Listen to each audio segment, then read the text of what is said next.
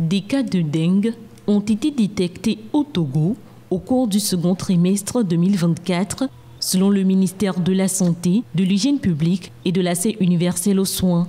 Cette maladie virale, récurrente dans les régions tropicales et subtropicales du monde, est transmise par les piqûres de moustiques et touche environ la moitié de la population mondiale, avec 100 à 400 millions d'infections par an.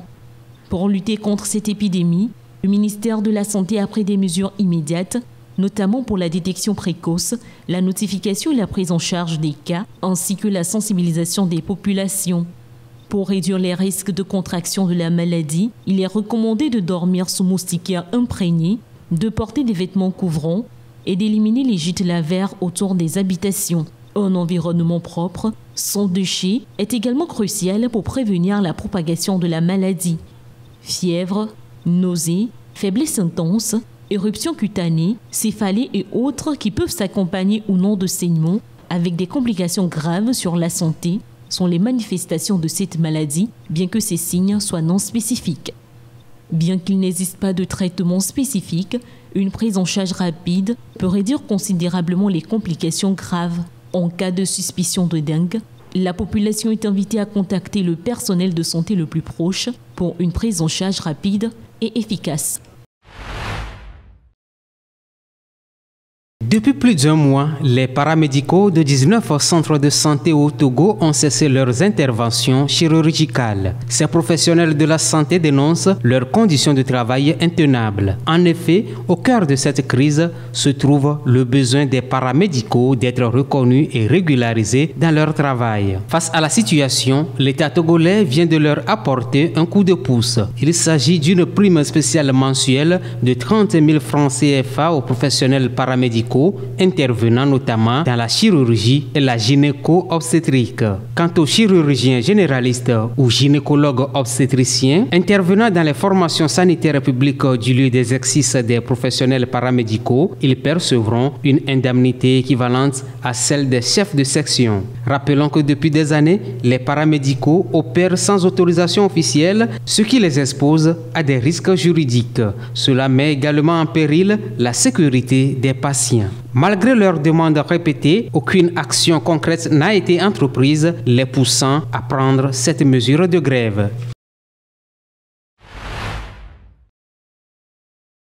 Le Haut Commissariat à la réconciliation et au renforcement de l'unité nationale, HCRON, a lancé cette semaine une nouvelle phase d'indemnisation pour les victimes non vulnérables.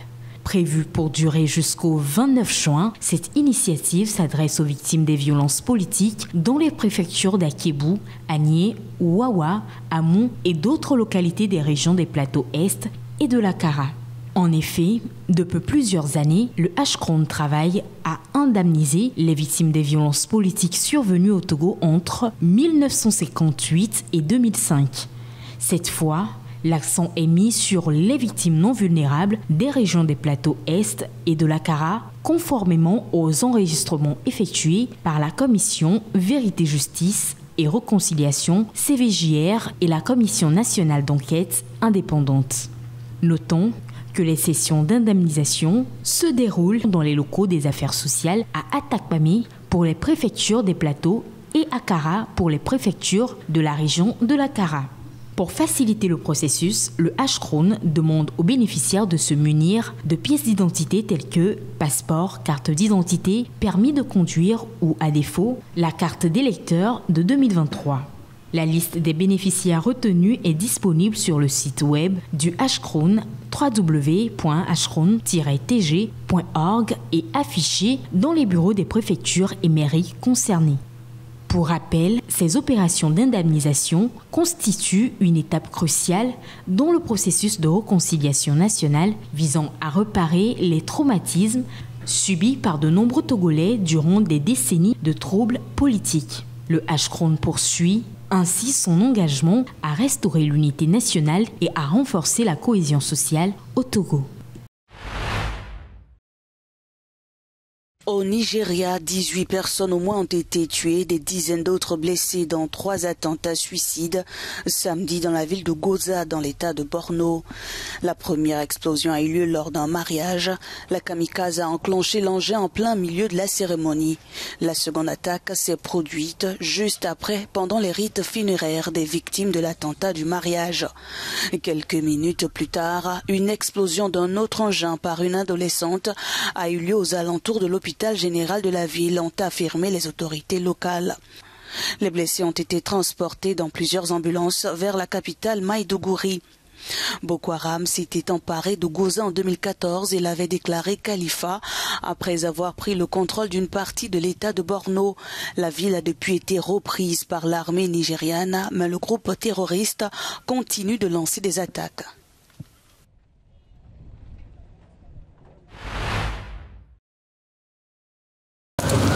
Encore traumatisé et sous couvert d'anonymat, ce témoin affirme avoir assisté à un assaut mené, selon lui, par des membres des forces spéciales.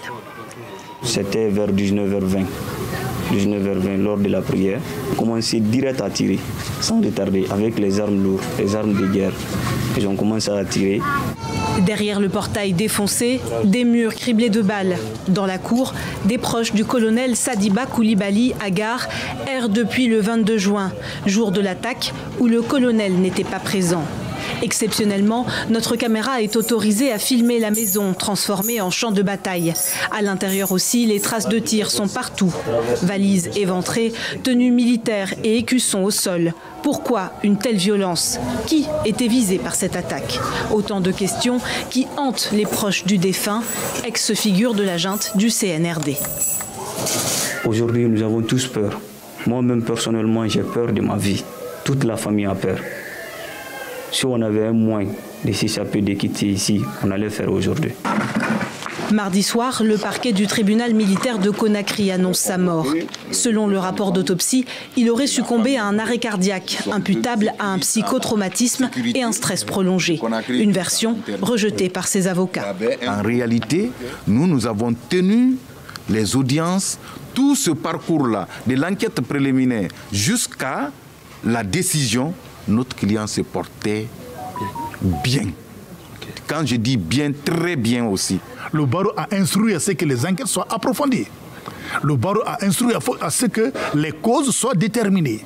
Mi-juin, le colonel Koulibaly avait été condamné par le tribunal militaire de Conakry à 5 ans de prison ferme pour désertion et détention illégale d'armes. Le 22 juin, il était détenu dans un lieu tenu secret.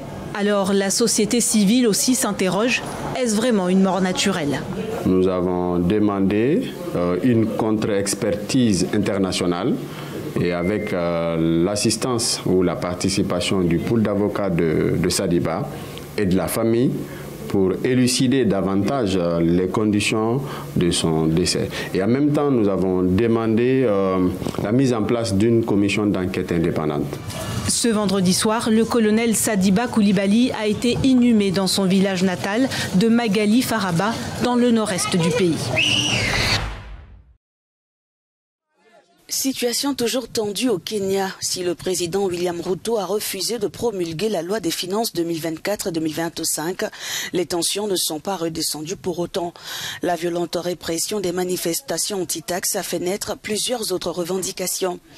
Plusieurs voix appellent désormais à battre le pavé dès mardi pour exiger la démission du chef de l'État et l'abandon de cette loi. Dans ce bras de fer, le Kenya a connu une série de violences qui s'est soldée par des dizaines de morts et des centaines de blessés. Le spectre d'une reprise des hostilités plane sur ce pays d'Afrique de l'Est. Les forces de sécurité sont encore bien présentes dans les artères de la capitale Nairobi. Dans la foulée, la Haute Cour de justice a éliminé l'usage des armes létales pendant les manifestations anti-taxes, mais l'opposition craint que cette ordonnance ne soit contraignante pour les forces de sécurité. Au moins 30 personnes ont perdu la vie mardi dernier, jour où le Parlement a été pris d'assaut par des jeunes mécontents de l'adoption de la loi des finances.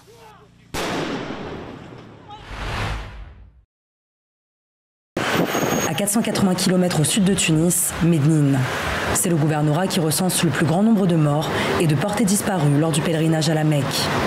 En En Tunisie, le bilan provisoire est de 63 morts et 80 Tunisiens sont toujours portés disparus. Faiza Brebiche, artisane et habitante de Mednine, a appris la mort de sa tante sur les réseaux sociaux il y a quelques jours. Nous confirmons la mort de Khaloutiya, fille d'Omar Zardoud, que Dieu lui accorde la miséricorde et le pardon. Un docteur en Arabie Saoudite a confirmé son décès à la famille. Je l'ai appris de ma fille qui a vu ce post sur les réseaux sociaux.